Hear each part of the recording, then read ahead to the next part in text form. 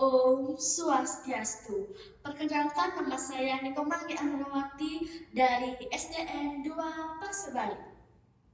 Hari ini saya akan mendongeng. Dongeng saya berjudul Ilmu Dake.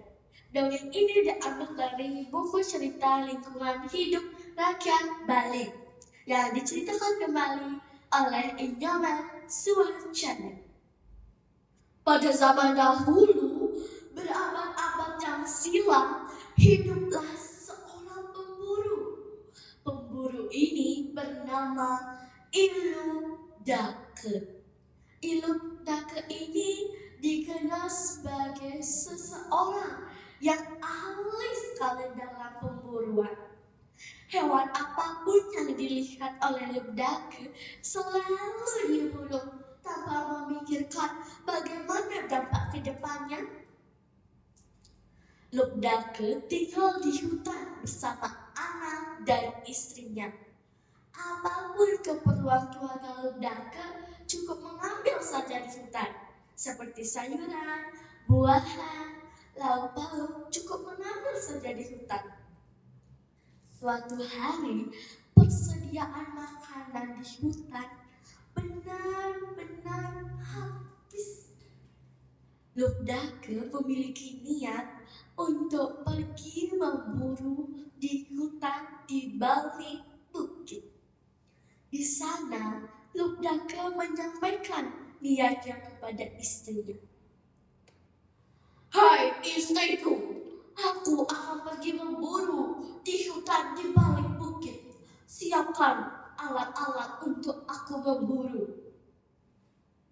Istri Lubdake menyiapkan alat-alat untuk memburu, seperti alat panah, busur, tombak, dan yang lainnya. Esok pagi, tanpa basa-basi, Lubdake memulai perjalanannya menuju hutan di balik bukit. Di sana, Lubdake memiliki harapan untuk pulang membawa seekor hewan. Semakin masuk ke hutan, kakinya terasa semakin letih sekali. Perutnya terasa lapar karena dari tadi pagi belum sempat memakan sesuap nasi. Hari semakin sore, namun seekor hewan saja belum ditemukan oleh Lubdake. Lubdake mencari sebuah tempat untuk bermalam. Tiba-tiba Lubdake menemukan sebuah telaga yang airnya begitu jernih sekali. Di sisi telaga itu ada sebuah pohon. Pohon itu bernama pohon bilak. Hari sudah semakin malam, Lubdake naik ke atas pohon bilak. Untuk menghilangkan rasa takut, Lubdake memetik daun-daun pohon bilak sambil menyadari dan merenungi perbuatan-perbuatannya yang dia alami selama hidup. Daun-daun pohon bilak itu jatuh ke bawah, mengitari sebuah batu lingga yogi. Pagi telah tiba, menandakan malam berakhir. Lubdake memulai perjalanannya untuk kembali pulang ke pondoknya. Di pondoknya, istri Lubdake sangat cemas dan sedih, bercampur aduk di hatinya. Sore telah tiba, Lubdake baru sampai di pondoknya. Di sana, anak dan istri Lubdake menyambut Lubdake dengan hati riang gembira. Kakak, mengapa kakak baru datang? Dari kemarin, aku dan anak-anak kita kelaparan, kakak. Namun, mengapa kakak tidak membawa seekor hewan? Di sana, Lubdake menceritakan bagaimana perjalanannya saat memburu. Istri Lubdaka sangat sedih mendengar penjelasan bagaimana cerita Lubdaka saat di perjalanan. Esoknya Lubdaka kembali lagi memburu karena hanya itu saja pekerjaan yang bisa ia lakukan setiap hari. Hingga suatu hari Lubdaka jatuh sakit. Denyut nadinya yang tidak teratur membuat anak dan istrinya menangis terseduh-seduh. Di sana hari demi hari telah dilewati. Lubdaka pun meninggal. Jenazahnya dibakar dan abunya dibuang di sungai yang bermuara di lautan. Di alam akhirat, di neraka, para kinkara yaitu pasukan Dewa Yama dan Citragupta menyambut kedatangan roh Lubdaka. Di sana roh Lubdaka diikat di sebuah tiang. Di sanalah para kinkara memukuli roh Lubdaka. Cerita roh Lubdaka didengar oleh Dewa Siwa. Dewa Siwa pun mengutus para gana untuk merebut roh Lubdaka membawa ke Siwa Loka.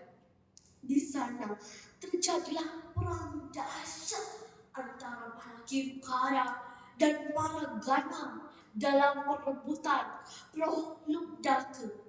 Para kinkara sudah habis dibunuh oleh para gana dan pada akhirnya para gana membawa roh Lubdaka ke Siwa Loka.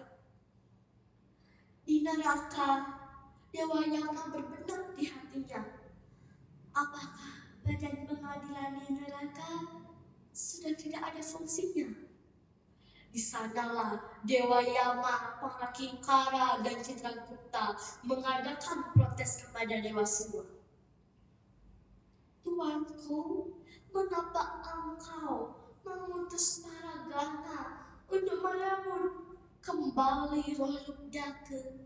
Bukankah engkau memberikan kami tugas untuk mengadili roh Lubdaka?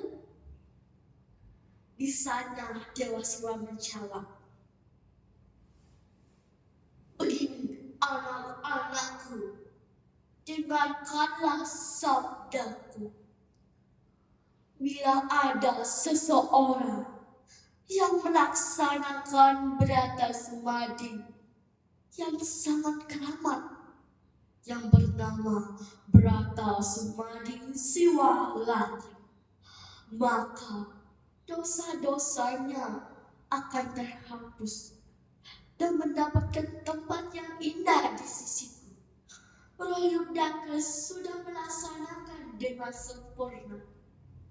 Oleh karena itu, dia mendapatkan tempat yang indah di sisi. Di sana, Dewa Yama bertanya kepada Dewa Siwa, Tuanku, bagaimana cara melaksanakan brata sumadi tersebut dengan sempurna seperti yang dilakukan roh Lubdaka? Dewa Siwa menjawab dengan hati yang sangat tulus, laksanakanlah brata sumadi Siwa Latri tersebut saat sasi kepitu 14 hari sebelum bulan mati, maka dosa-dosa semasa hidup akan terhapus dan mendapatkan tempat yang indah di Siwa Loka. Dan pada akhirnya roh Lubdaka mendapatkan tempat yang indah di sisi Dewa Siwa. Namun walau semasa roh Lubdaka hidup, dia sebagai seorang pemburu yang sangat kejam, namun dia masih ingat akan adanya keberadaan Tuhan.